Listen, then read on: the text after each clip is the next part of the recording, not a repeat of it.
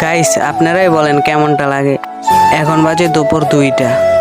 আম্মায় ঘুম থেকে উঠাই দেয়া বলে বাজারে যেতে। যে কথা সেই কাজ, হুকুম তো মানতেই হবে।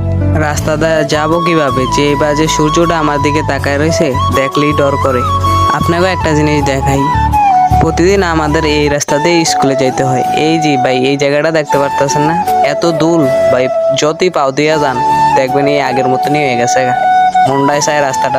আচ্ছা যাই হোক, আর বললাম না, গাড়ির জন্য অপেক্ষা করতেছি, যেদিকে যাই ওদিকেই রই। 10 মিনিট অপেক্ষা করার পরে একটা গাড়ি আসলো। গাড়ির ভিতর আর ভিডিও করি নাই, দোকানে আয়া দেখি গাইস দোকান বন্ধ। তখন কেমনটা লাগে আপনারাই বলেন। মানুষের বদল একটা কুত্তায় দাঁড়া রয়েছে। তারপরে একটু বাদে দেখি একটা ছাড়া কুত্তারে দেখা দৌড় দিছে। আগে জানতাম কুত্তারে শুধু মাইয়ারা ডরায়, এখন দেখি ফুলারাও ডরায়। তারপরে এই কাহিনী দেখি একটু গেলাম লজ গার্ডের কাছে। লজ গার্ডের কাছে যাই দেখি যে অবস্থা, এমন রোদে রোদ পুরা মানুষ পাগল হয়ে যাবো গা। কিন্তু ভাই একটা জিনিস খুবই ভালো লাগে আমার থেকে, গ্রামের দৃশ্য আর শহরের দৃশ্য কখনো মিলবে না। শহরে গেলে ভাই বমি হয়ে পড়ে, কিন্তু গ্রামে অনেক সুন্দর একটা দৃশ্য।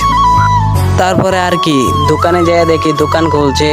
এরপরে কি আমার জিনিসপত্র লইয়া আয়া পড়লাম। সবাই ভালো থাকবেন, আল্লাহ হাফেজ।